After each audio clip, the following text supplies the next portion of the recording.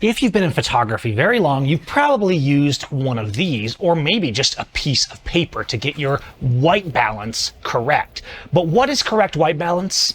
Well, today we're going to look at what no one tells you about white balance. See, if I take this white balance card, the idea is that I have this gray card and then I can use that as a target in Lightroom or Capture One or wherever and balance my white balance. But if you notice a lot of times that if you use something like this, you white balance later and everything still feels wrong. We're going to look at a session I did recently, and we're actually going to look at this today in Lightroom and Capture One, so you can see how similar it is, but also that color isn't always what we think it is. Companies that want to sell you color gadgets will of course make a big deal about how important your white balance and your color is. Well, your color is important, but what's really important in relation to your color is what you're trying to create from here, what your atmosphere is. If you look at the color in my scene, I have two daylight lights lighting me here, I have a warm light filling me from the front, and I have a very blue light in the back. So if I put this card here, I get this warm look on it, and the camera is more or less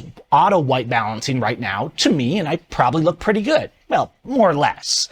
If I move this card back here and I were to white balance from that in the same scene, I would get a completely different look. Okay, so we white balance based on the light of our subject. That's logical, but do you need to? You've probably been trying to white balance before with the little eyedropper white balance tool and there was no gray card. So you just clicked on something that you thought you should be gray, maybe a cloud, maybe a post, and you moved around until it felt right. Was that edit worse than the one that had this? Well, no. So what's happening to white balance from here in the camera to here when I'm editing? Let's look. If I go to here, right now I have the raw file.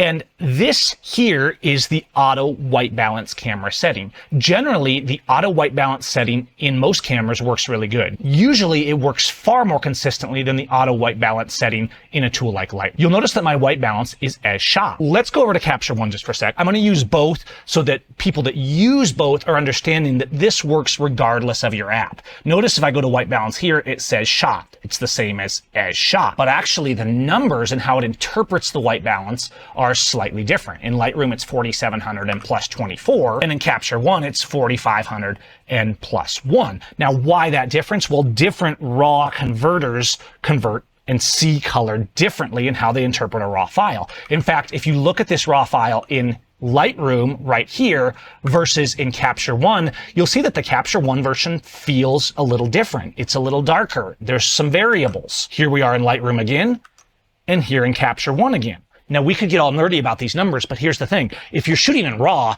you really don't have to worry about this. It's not baking in any white balance setting. When you shoot in RAW on auto white balance, which tends to work very good in all the camera brands I've used, and then you come into Lightroom to Capture One, it interprets the white balance marker in that file, and nothing's been lost. It didn't throw away any information. You can still adjust the white balance to whatever you want, and you're still adjusting it on that native RAW file. Now, on the other hand, if you shoot JPEG, it's a completely different story. I know a lot of people love shooting on these Fuji cameras in their Filmic profiles because Fuji has some of the better in-camera profiles. So people shoot on classic chrome or classic negative and they bake it in. Well, if I shoot classic negative, I still shoot RAW, and I don't even use the profile. I use my classic negative preset from Filmist, so I have total control. By the way, that preset is free along with some others in my Filmist sampler pack, so feel free to go download it. I'll put a link in the description. So the people that are fanatical about shooting JPEG and Fujis because they want this pure look that's the color profile,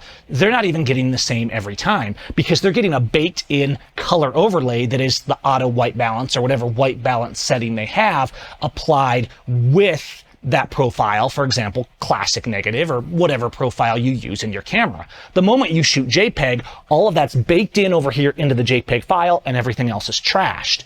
When you go to Lightroom with a JPEG file, you can still adjust the white balance sliders, but you'll notice that they're different and they respond differently because effectively you're just applying a tint filter over the top. You could actually use the same thing by just using the color grading sliders down here, and it would give you the same result. Using white balance sliders are simply a way to balance the color for where you want. If you look at a bunch of these photos from this session, we've got a beautiful model. We're right at sunset in the magic hour in this field in Central Mexico. Okay, what do they have in common? Well, we have this warm sunlight kind of backlighting, shooting through the hair, and then we have the skin tones. We have a little bit of fill flash being used just from a cheap basic flash to balance it out. Here we are in the first image, and I'm going to edit it with something like Agfa RSX 100 from Filmish 2. Looks pretty good. Now I could balance this out then with some more masks. I could do a Sky Filmic mask to bring this in, and I could do the same thing in Capture One. Then I could play around with my shadows by going up or down. But what's this actually need? If you think about your session and you're at the magic hour and you're shooting it and want to feel the emotion, a lot of times if you balance to what is correct white balance, something's wrong in the emotion. When I'm shooting a sunset magic hour scene, backlight like this, I actually want this beautiful warmth, right? I can use that shot and it's a pretty decent white balance, but actually, I think it works a bit better to turn the white balance a little warmer, maybe even add a little more red to this. So I can play around with those white balance sliders.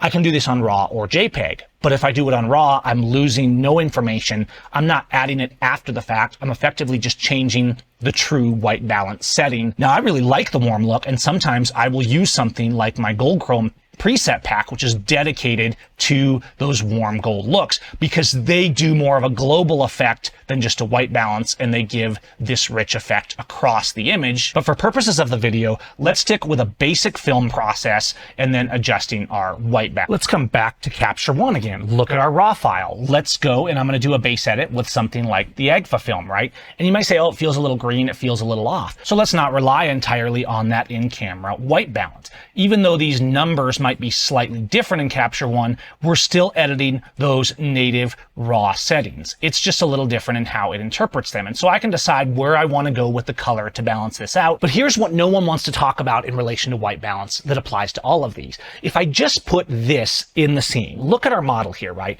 I could put it on this side of her face in more the shadow where my strobe light is coming from. I could put it off to the side where the sunlight. I could be more down in shadow where it's more blue. Just like in my room scene right here where I'm warmer here on my face and cooler back here, where I pick that white balance from is going to completely change the image. So you might say, okay, fine, put it on her face. Well, guess what? I've got both natural light and a bit of strobe light coming onto her face. So that white balance is going to be different than what's behind. I could take a gray card on every shoot and then white balance to it. But in the end, I would still end up having to manually tweak the white balance to correctly convey the magical atmosphere, the warmth, the emotion that I felt that we were trying to convey in a photo. If I shoot RAW, I don't really have to worry about this. If I shoot JPEG, is it a bit more important to get it at least close?